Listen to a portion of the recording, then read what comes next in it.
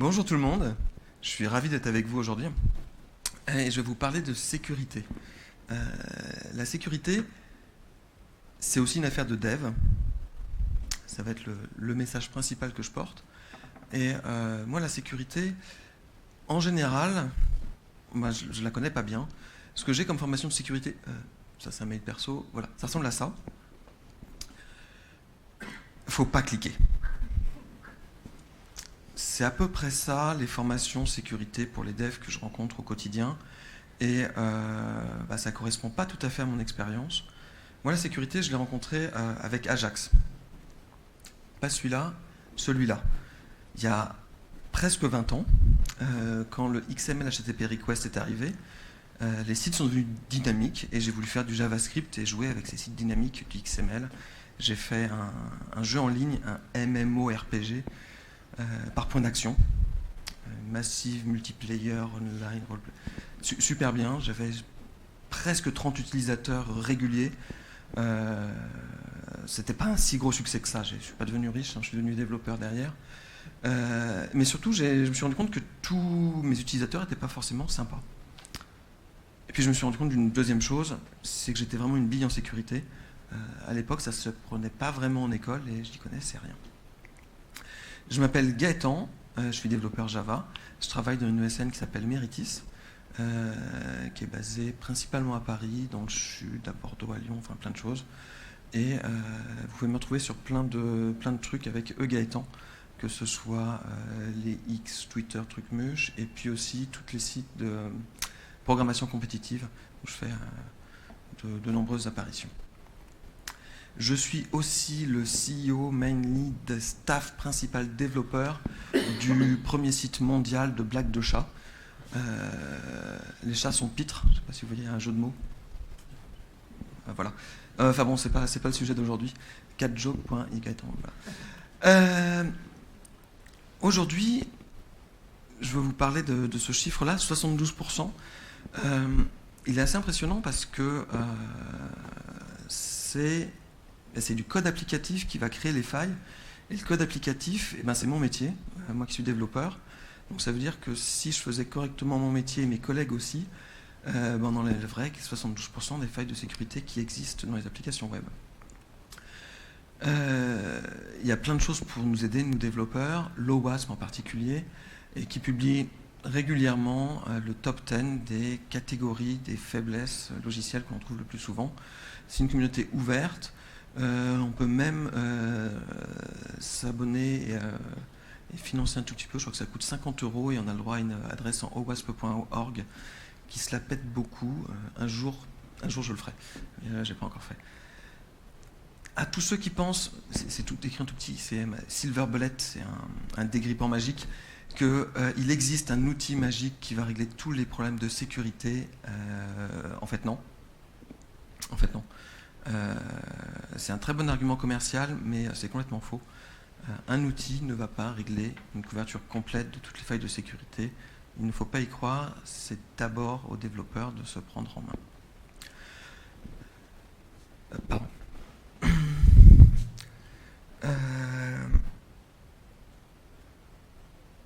Marie-Antoinette me demande de l'aide.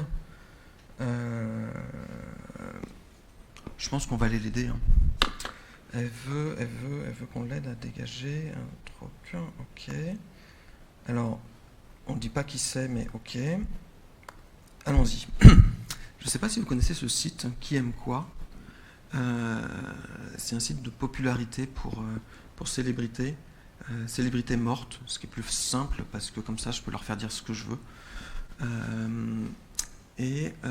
Voilà, le champion, c'est N. Et Emma nous demande de l'aider. On va essayer de voir ça. Elle avait un souci de connexion. M-Antoinette. Elle nous avait donné son mot de passe. Brioche. Effectivement, le compte Emma n'a pas été validé par l'utilisateur admin. Alors, l'utilisateur admin, c'est une information sensible. Là, on a une erreur qui est générée qui nous dit qu'il y a un utilisateur qui s'appelle admin. C'est pas bien. il ne faut pas donner d'informations sur l'environnement dans les messages d'erreur. C'est la CWE 209, c'est la première CWE que je vais vous présenter. Une CWE, c'est une faiblesse logicielle. Ce n'est pas une faille. La faille, c'est quand c'est exploité. Là, c'est juste une faiblesse. On laisse une faiblesse qui est présente. Une CWE, c'est ce fameux numéro, une description, une catégorie. Et chose très intéressante, c'est aussi les conséquences en cas d'exploitation de la faiblesse. Et donc, c'est comme ça qu'on va décrire la faiblesse logicielle. Les principaux impacts des faiblesses, c'est le trigramme CIA. Je ne sais pas pourquoi il parle de ça en sécurité, c'est curieux. Confidentialité, intégrité et disponibilité. Donc, est-ce que quelqu'un va avoir accès à des informations auxquelles il ne devra pas avoir accès? Est-ce qu'il peut les modifier? Et est-ce qu'il peut rendre un service ou des informations indisponibles à d'autres? Et enfin, vous avez peut-être vu le mot de passe en clair. C'est pas bien, mais moi j'en ai besoin parce que je vais le taper plein de fois et sinon je vais faire des fautes de frappe. Et, voilà. Donc, allons-y. Le compte EMA n'a pas été validé par l'utilisateur admin. Je vais proposer qu'on rejoue la requête. Alors, certains qui font du dev web ou autres connaissent d'autres outils pour le faire. J'ai une interface très simplifiée qui me permet de rejouer des requêtes. Parce que sinon, on voit plein de trucs et je préfère avoir des choses plus claires à vous montrer. Donc, j'envoie la requête. On a le post avec le body. Et on a effectivement le message. On va essayer. Ouais, hop, joue. Vous voyez? Compte ou mot de passe invalide. Et je rajoute un petit apostrophe. Bon, ça change. On va aller jusqu'au bout. Hein. Hop, apostrophe tiret. Statut super. Injection SQL. Normalement, tout le monde sait déjà ce que c'est. Et pourtant, on en voit encore de temps en temps qui arrive. La requête va exécuter du code utilisateur. Là, il y a un pseudocode qui montre, on concatène tous les champs pour créer la requête. Et quand je passe le apostrophe tiret, ça veut dire la suite de la ligne, c'est un commentaire, ne prend pas en compte. Et donc, le check sur le password n'est pas exécuté. Bref, il ne faut pas faire ça. Il y a des prepare statements, il y a plein de librairies, il y a plein de frameworks. Normalement, celui-là, je n'avais pas besoin de le dire. Et donc, effectivement, on est connecté en admin. Et de là, en attente de validation, je peux valider le compte de Emma. Super. OK. Et ben, on va aller se connecter. Antoinette. Brioche. OK. Elle a une citation qui n'est pas validée. Ils peuvent être mes bourreaux, mais ils ne seront jamais mes juges. Profond. Validé. Seul l'admin peut valider un message. On y retourne, on va essayer. Seul l'admin peut valider un message. Elle est là. J'ai un post. Ok. Manque un peu d'idées. Il a un Twitter. Ok. Ouais. Oh. C'est mon site. Comment appelle-t-on un chat dans l'espace? Un satellite.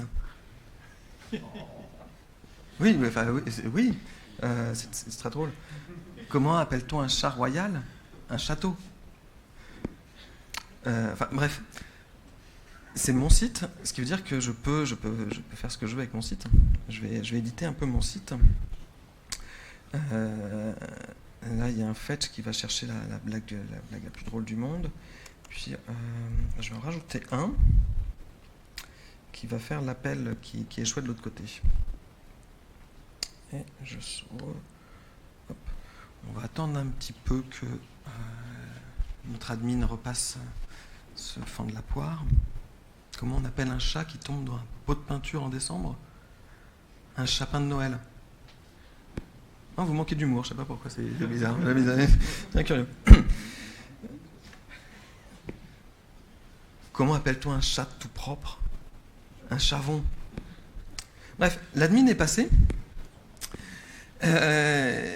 Le bout de JavaScript s'est exécuté dans sa session, et c'est ce qui s'appelle une CSRF, Cross Site Request Forgery. Le site ne vérifie pas que les requêtes qu'il reçoit sont intentionnelles. Un peu plus précis, on a l'administrateur qui vient sur le site rouge, qui est méchant, et le site rouge fait l'appel. Sauf que l'administrateur est déjà logué sur qui aime quoi, et donc en même temps que la requête, toute sa session va être envoyée, et les actions vont être effectuées comme si c'était lui qui cliquait dessus. Alors pour ça, l'écorce, c'est pas ça. Ne vous trompez pas, l'écorce Cross Origin Resource Sharing, c'est pour les ressources. Ça n'a rien à voir avec les appels sont quand même faits. C'est le navigateur qui va dire non, je ne vais pas l'afficher parce qu'il m'a dit de ne pas l'afficher. La requête est déjà envoyée. Ce qui protège les CSRF, c'est ce truc-là, le jeton aléatoire, le token anti-CSRF. Aujourd'hui, avec les single page applications, la plupart des gens ne le voient même plus passer, mais il est présent, c'est comme ça qu'on s'en protège. Lisez bien la doc de vos librairies, de vos frameworks, c'est comme ça qu'on s'en protège. On l'a déjà vu, mais il n'y en a pas tant que ça. Continuons. Normalement, sa citation est validée, elle est validée.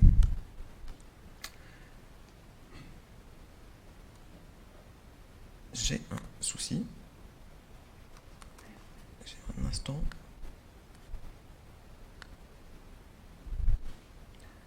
J'ai pas d'internet et j'en ai besoin.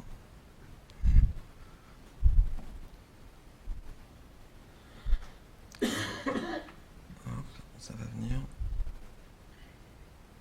Ça devrait venir.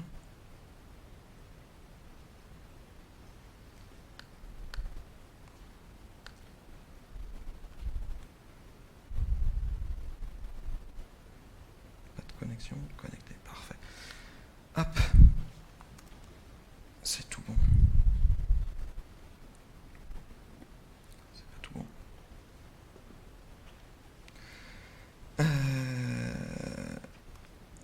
Ok.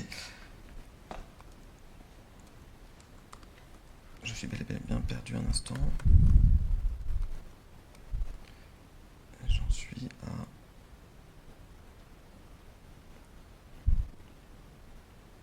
Ok. Je me suis retrouvé. Dans l'interface, on a des messages. Message d'admin.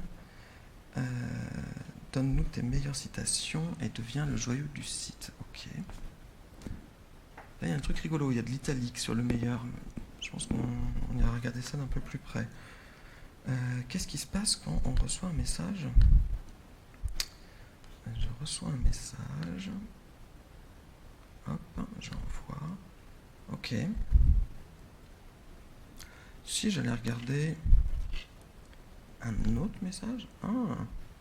Depuis Anne, depuis... Ok. Un autre.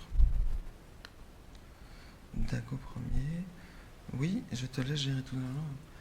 Alors, là, il y a un souci. On accède à des données d'autres utilisateurs. On a une clé d'identification. L'utilisateur peut avoir la main dessus, la modifier et aller voir d'autres données. Alors celle-là, elle est très très présente parce qu'assez souvent, on fait l'authentification. Ok, je sais qui t'es, mais l'autorisation pour savoir si tu as le droit d'accéder à la donnée, souvent c'est un peu laissé de côté parce que c'est plus compliqué à faire. Donc ne pas oublier. Et ce qui est important de faire, c'est pour chaque donnée, savoir qui a le droit d'y accéder, à la fois en lecture, en modification, on retrouve la confidentialité, le fameux trigramme, est-ce que j'ai accès, est-ce que je peux modifier. Ok, Dago, on va se connecter. Alors, se connecter, Dago, et le mot de passe est Etoluc. Etoluc, c'est culotte à l'envers. Si, ok. Désolé. Message score, la 100 étoiles, et ben 100 étoiles, très bien. Hop, et je vais les envoyer plutôt à Marie-Antoinette. c'est quand même plus intéressant que ce soit de ce côté-là. Merci. Qu'est-ce qu'on a d'autre? Vous pouvez m'écrire à Eloi, conseil et stratégie. Ok. Bon. On va voir si les étoiles sont bien arrivées pour Marie-Antoinette. M-Antoinette. Brioche. Score. Eh ouais, on a les étoiles. Envoyer. Là, on m'avait donné le Eloi, conseil et stratégie. J'en vois un. Ouais, ok. On va essayer de le récupérer. -1. Ah, flûte.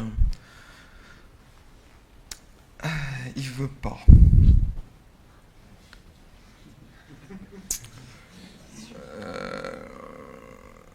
Il veut pas.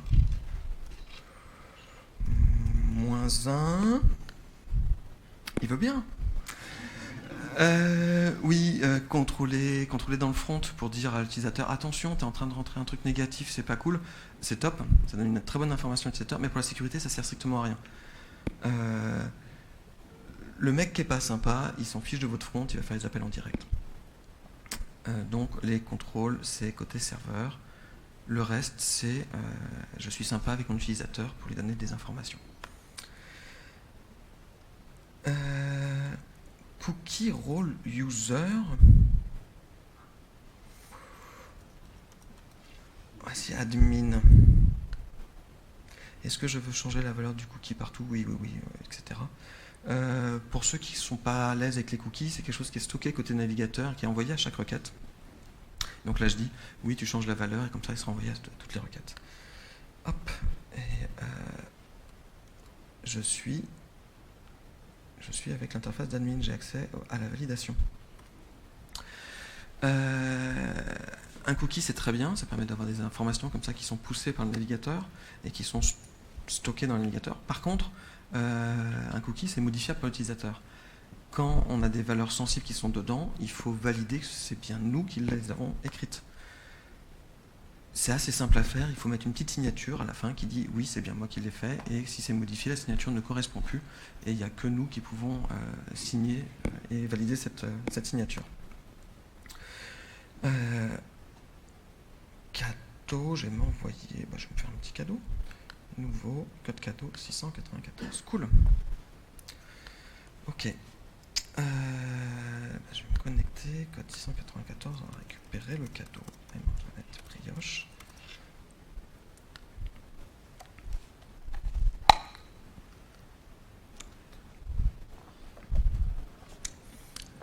Hop, code cadeau. Je vais coller code 694. Code validé et je suis à 209 étoiles. Ouais, il nous coûte cher l'étoile qu'on a envoyée juste pour tester. Qu'est-ce que j'ai d'autres messages? Je vais m'envoyer un message. M-Antoinette. Bonjour.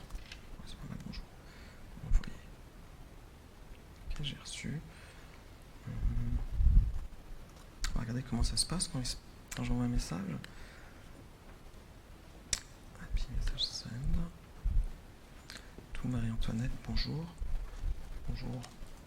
Encore. Encore.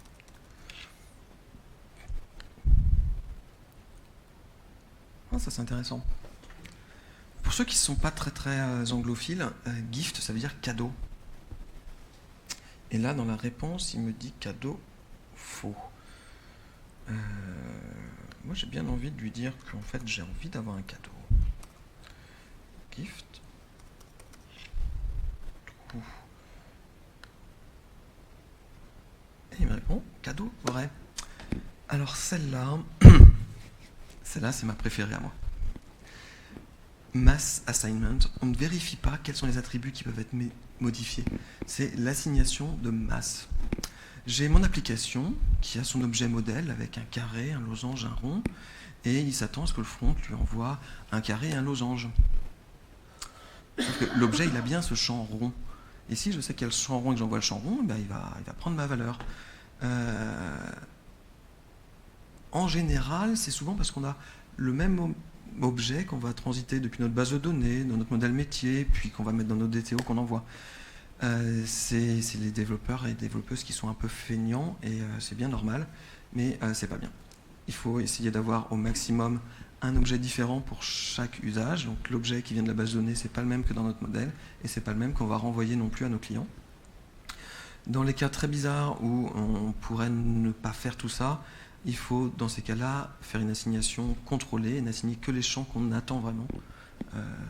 Dans certains cas, effectivement, avoir des recopies d'objets, c'est un peu coûteux, mais dans la plupart de nos applications, faites la copie et soyez certain que les champs ne soient pas écrasés par un utilisateur que vous ne vouliez pas. Donc, je vous l'ai dit, c'est mon préféré.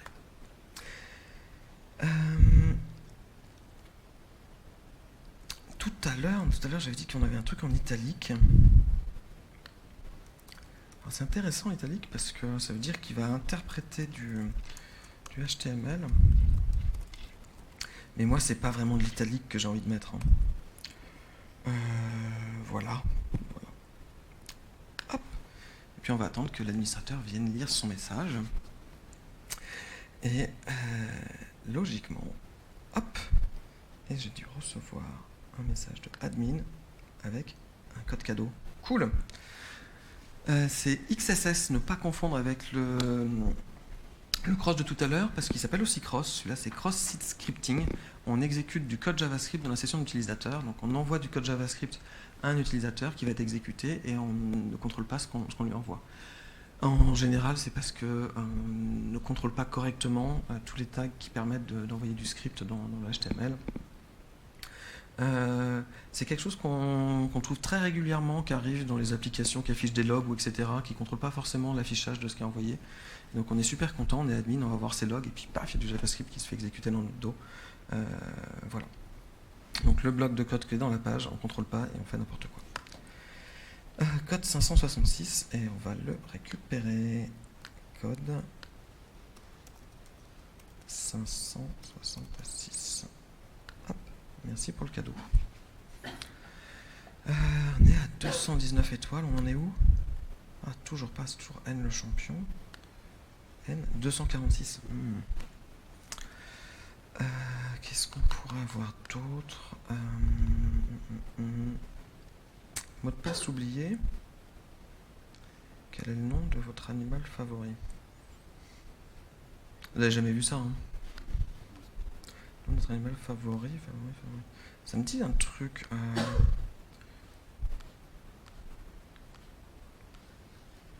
Ouais, Socrate Symphonie, ok.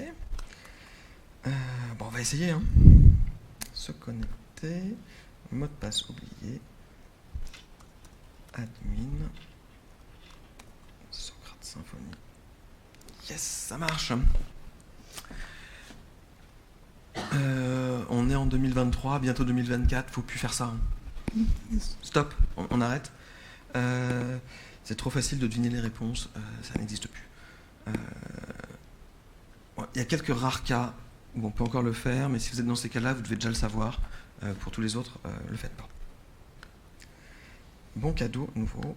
Hop, 622. Je vais copier, code 622. Et puis on va se faire ce cadeau. M. Antoinette, brioche. Et code 622.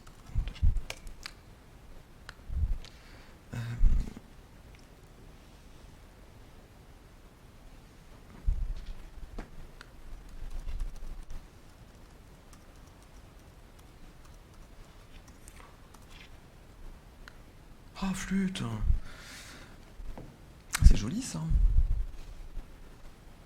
je suis un développeur Java, donc j'ai quelques goûts bizarres dont... Oui, il y a une stack trace là qui apparaît. Invalid code d'exception. Ah, j'ai pas tout lu, on la refait. Promo générateur, jar, ok. On n'affiche pas ça, hein. On donne beaucoup trop d'informations avec une stack trace. Je vous la remonte parce que je suis un dev Java. Ok. Et ce qui est intéressant, promogénérateur.jar. Promogénérateur, merci. Utilisation de sécure random fixe. Ah ouais, intéressant. Le pseudo aléatoire est prédictible. Ok. La fonction aléatoire a un caractère prévisible par l'observation. En connaissant un code, on peut deviner les codes suivants. Intéressant. On va essayer. J'ai besoin d'ouvrir la calculatrice. Oui, s'il te plaît. 622, le précédent, fois 17. Ok, et modulo 1000, je prends, je vois. Bon, bref, je n'ai pas besoin d'être avec ça. Code 574. Ça marche. Donc, le random pas assez aléatoire. Une exception qui laisse traîner plein de trucs. Alors, le random, c'est bien simple, c'est compliqué. C'est bien simple, c'est compliqué. Ouais, désolé. Quand on parle sécurité, il n'y a pas de random, c'est secure random. Il y en a dans tous les langages, toutes les librairies. Il ne faut pas se poser la question. Il y a des gens très malins qui adorent en parler en soirée. Ils appellent ça des CSPRNG, Cryptographically Secure Pseudo-Random Number Generator. Ils parlent d'entropie de générateur.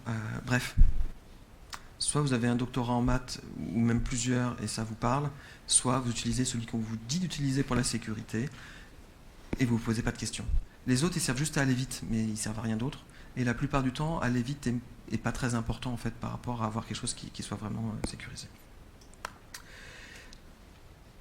Enfin, une autre que j'aime beaucoup moins parce que c'est une où on parle d'outils. Et le Silver Bullet, là, il y a vraiment besoin d'outils. Les composants vulnérables, ça fait partie du management de nos dépendances. C'est de l'outillage. Il y en a plein qui existent, c'est facile, ça coûte pas cher et ça permet de savoir est-ce que j'ai pas un composant tout pourri qui traîne qu'il faut que je mette à jour. Voilà, faites-le. Dans votre CI, votre CD, parlez-en avec vos amis Ops, avec tous vos amis, il faut parler de ses amis. Mais ça doit être dans votre pipeline de savoir est-ce que j'ai une dépendance dans ma prod qui est à mettre à jour de façon urgente parce qu'elle a une faiblesse identifiée. Revenons. Cookie, authentication et un truc bizarre. Qu'est-ce que c'est que ce truc? Alors je ne sais pas si vous connaissez. C'est un jeton JWT. Alors si vous avez de très bons yeux, vous pouvez voir, il y a des petits points là, hop, et je ne sais pas où est l'autre. C'est construit en 3 parties. Il y a une en-tête qui va décrire le formalisme qu'on utilise, un corps où on a des informations, et puis une signature. Alors là, l'algo utilisé MD5, c'est un peu bizarre. MD5, c'est un hash en fait, c'est pas une signature. Ce qui est plutôt bien, ce qui veut dire que je vais pouvoir resigner le jeton. Hop, il a changé. Et bah même moi, ça à jour partout dans les cookies. Poète. Hop, merci. Je vais regarder. Et on est passé admin. Alors là, on a un algorithme qui construit une signature qui est trop faible. Enfin, effectivement, c'est même pas un algo de signature. De la même manière que pour le random, là, oui, je pense que la plupart d'entre nous, on n'a pas le niveau pour comprendre. On prend celui qu'on nous dit de prendre. Il y a des recommandations, elles sont mises à jour très régulièrement. On prend celui qu'il faut et on s'arrête là. Ok, je suis admin. Et ben, je vais me faire un cadeau. Merci. Code 915. Alors pour ceux qui sont rapides en maths, le x17 il marche plus là. Code 915. On y va. M-Antoinette. Brioche. Hop. S'il te plaît. Ok. On n'est pas encore allé regarder ça. Créer un code cadeau. On va essayer.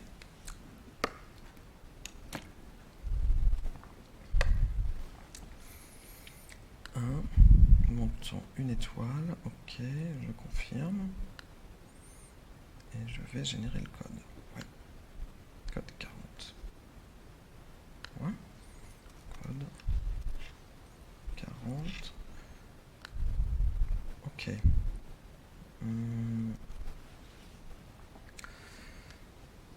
regarder ça de plus près. Hop. Alors, on avait coupon create, confirme, generate. Ouais, c'est bien ce qu'on a fait. On a demandé la création, on a confirmé qu'on voulait, et puis on a généré.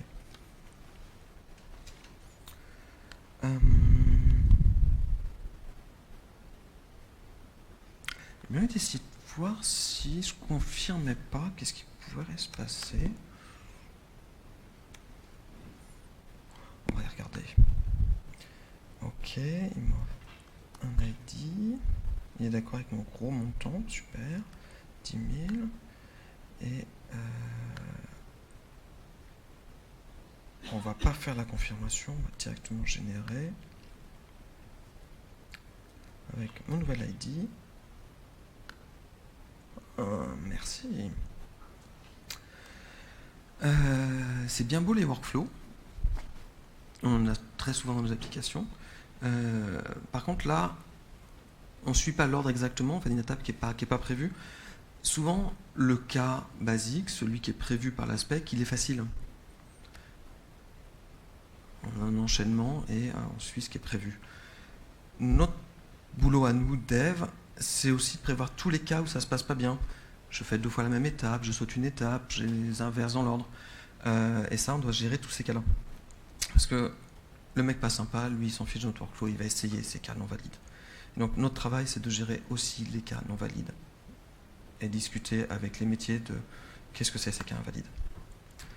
Alors, code 753, on va aller récupérer ça. Code 753. Ok. 10 249 devrait être pas mal. Non? Je réfléchis. Pas encore.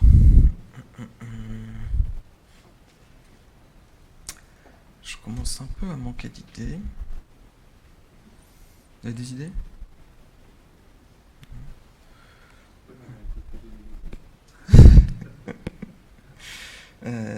Ça aurait été une bonne idée aussi, ouais. Je vais regarder. Ah, une interface d'administration.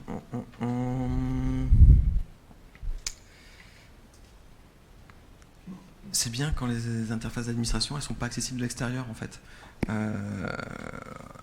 Globalement, ce qui est pratique, c'est qu'on peut avoir des réseaux séparés et que toute cette partie admin, eh ben, elle soit réservée à ceux qui ont le droit d'être admin et qui ont les accès sur la bonne partie. Oh, t'es tout petit. Alors là, on est là. Admin.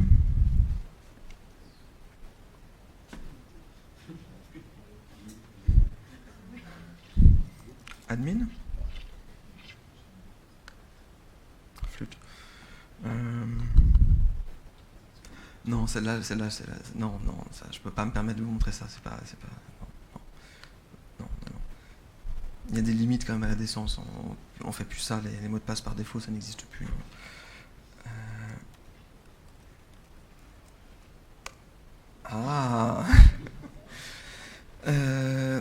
Oui, l'authentification qui peut être bypassée comme ça par... oui, c'est bien beau d'avoir l'authentique, mais il faut l'authentique partout, tout simplement. Il suffit d'avoir un point où il n'y a pas pour qu'en fait, on laisse une porte ouverte. Celle-là, non. Non, on n'a pas ça, hein, on n'a pas ça. Et puis chat 1, 2, 3 non plus, c'est pas... Non, voilà, bref. Une interface d'admin. Ok. Plein de messages. Ok, plein de vues. Ouais, ok. Nouveaux inscrits. D'accord. URL de rappel, callback. Ok. Marche bien aujourd'hui le site, c'est top. Bannir auteur. Bannir auteur, c'est cool ça. Bannir auteur. N. Flûte. Slash interne n'est accessible que depuis le réseau interne.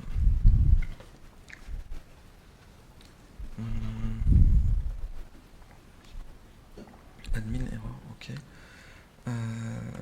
C'était quoi le lien? On voit pas très bien. Copier.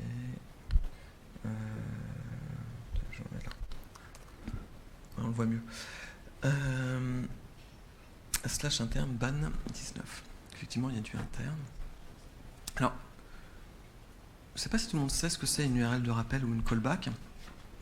Si on fournit une URL à une application, on lui dit quand tu as un événement, tu me rappelles sur cette URL et tu me préviens qu'il y a eu un truc qui s'est passé. Et effectivement, j'ai bien envie que quand il y a un événement, en fait, le serveur il appelle ça. On va se sauver. Ok, on va attendre un petit événement et que tout se passe bien. Alors c'est SSRF.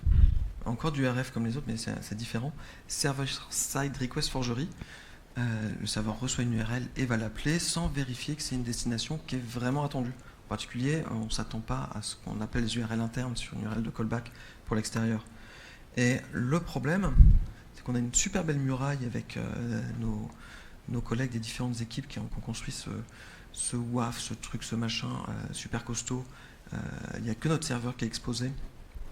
Et c'est top, mais notre serveur, il a besoin d'accéder au reste de notre SI, et lui, il a les droits d'accéder à la base de données, aux autres applications, parfois du LDAP dans Log4j, on n'en parle pas, c'était du Java, et ça s'est mal passé. Mais notre serveur, lui, il a le droit d'appeler tout le reste en général, et donc, il ne doit pas appeler des URL qui correspondent à des choses qui pourraient être en interne. Ça peut être en interne, ça peut être aussi sur du localhost, c'est pas simplement sur le reste du réseau.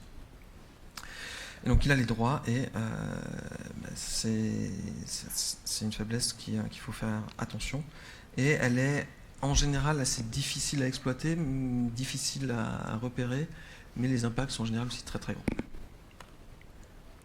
Et donc là, normalement, si tout s'est bien passé, je retourne ici. Emma est enfin championne. Cool. Ouh. Si tout ça a été possible, il y a une histoire de journaux de log. Tous les événements de sécurité critique, ça doit être logué, que ce soit un login, un échec de login, une action critique. Et il y a aujourd'hui des outils aussi qui permettent d'analyser ces outils de log et de faire des remontées d'alerting. Donc ne pas oublier les logs, ça fait aussi partie de la sécurité, avoir des logs qui permettent de détecter, d'agir et dans les mauvais cas, a posteriori, de comprendre ce qui s'était passé. Donc le WASP, c'est 10 catégories de faiblesses où les devs ont un rôle au quotidien. Les 10 catégories, voilà, elles sont là. Merci Emma. Il y a un problème avec le WASP, leur site est pas très beau, c'est pas agréable à lire, il y a plusieurs milliers de faiblesses qui sont décrites dessus, et c'est assez austère. J'ai un peu mieux pour vous. Juste à côté, il y a l'OWASP Cheat Sheet. Alors, je suis désolé, mon accent anglais est aussi pourri que mes blagues, mais vous allez le trouver assez facilement. Et là, il y a des ressources pour toutes les technos, et ça va donner les clés sur comment faire toutes les questions qu'on peut se poser en sécurité. C'est quoi le random pour que je me la pète en soirée et que je me fasse pas trouer? Ça vous dit dans votre librairie comment il s'appelle, quelle signature utiliser pour nos jetons, quelle librairie pour signer correctement, etc. Comment faire le fameux j'ai oublié mon mot de passe de façon correcte, etc., etc., etc. Donc, OWASP Cheat Sheet, la meilleure ressource que je peux vous proposer là-dessus. Enfin, la sécurité de nos applications, c'est bien, mais la sécurité, c'est aussi la sécurité des devs, de nos équipes, de toutes les personnes qui travaillent avec nous. Il faut un changement de culture sur penser sécurité by design dès le départ. On a eu déjà des changements de culture sur la qualité de code, sur la sécurité. Il faut aussi qu'on ait un changement de culture sur notre inclusion, que tout le monde se sente bien dans nos équipes et que ces changements de culture permettent d'inclure vraiment tout le monde dans nos équipes. Donc en même temps que le Secure by Design, j'aimerais bien que notre culture, à nous développeurs, soit beaucoup plus inclusif, que tout le monde se sente bien et qu'on fasse un travail qu'on respecte en se respectant soi, en respectant la sécurité de nos applications, la qualité, et que tout le monde s'y trouve bien. Merci beaucoup.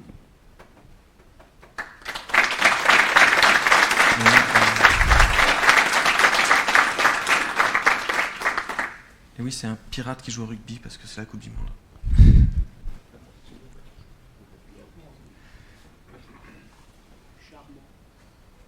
Merci.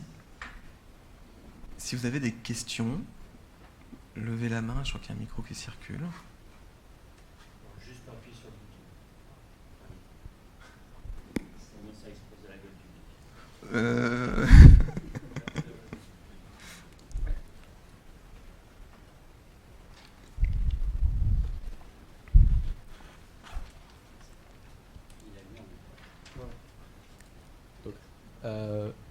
On m'entend? Oui.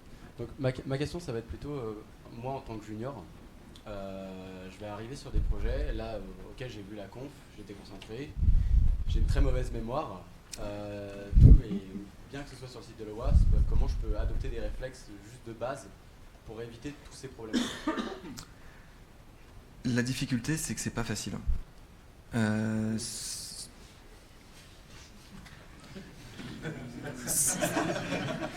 Adopter des réflexes, ça demande un changement, donc il faut y penser au quotidien. Ça veut dire que quand tu vas avoir un besoin utilisateur qui va être exprimé, il faut que tu te poses la question de à quelle donnée il accède, est-ce qu'il a le droit d'y accéder, est-ce que, etc., etc., est-ce que je crée un nouvel endpoint qui a le droit d'y accéder, etc., etc., etc. On pose la question en même temps que ton daily. Est-ce qu'on a pensé sécurité? Ça peut permettre à rappeler à l'ensemble de l'équipe et puis montre que tu es intéressé. Et est-ce qu'il y a des outils d'analyse en ligne, déjà de base, pour pouvoir avoir déjà une base pour une application ou quoi que tu pourrais recommander? Oui, mais non. J'aime pas les outils, parce que les outils en général, ça rend les développeurs un peu feignants. Les développeuses aussi, hein, soyons inclusifs jusqu'au bout, tout le monde a le droit d'être feignant. Il y a de très bons outils qui font plein de choses et qui en font de plus en plus, mais ça ne suffit pas. Et donc, dans le monde Java, il y a Sonar qui est vraiment très très bien et qui va remonter plein de choses sur nos codes. Par contre, il ne faut pas s'en contenter. Sonar, il ne saura pas vous dire que la donnée, en fait, Emma, elle ne doit pas accéder au mail de Dago parce qu'il n'en a aucune idée. Et ça c'est vraiment les développeurs, les développeuses, les PO, les clients à qui on doit discuter, comprendre les use cases et penser à la sécurité à ce moment-là. Donc oui, il y a plein d'outils qui font ça bien. Que ce soit de l'analyse de code directement, de l'analyse de code compilé, du binaire, etc. Il y a plein de choses. Et la plupart du temps, il y en a à gauche ou à droite dans les équipes. Il faut toujours qu'il y ait un humain en fait derrière à checker, quoi. Oui, et puis ça ne voit que ce qui est visible de façon automatique. Okay. Un workflow, il ne peut pas avoir la compréhension de ce qu'il est censé faire, donc il ne peut pas savoir, etc. Donc oui, est-ce que l'injection, il arrive à les détecter quasiment toutes, mais il peut en rester. Voilà. Donc c'est vraiment une béquille, mais ça ne doit pas être plus qu'une béquille. Ok, merci. Ça, c'est mon avis.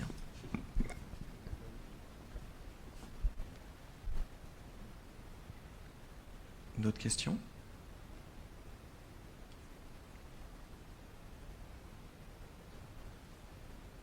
Dans ce cas, je vais vous libérer. Merci beaucoup.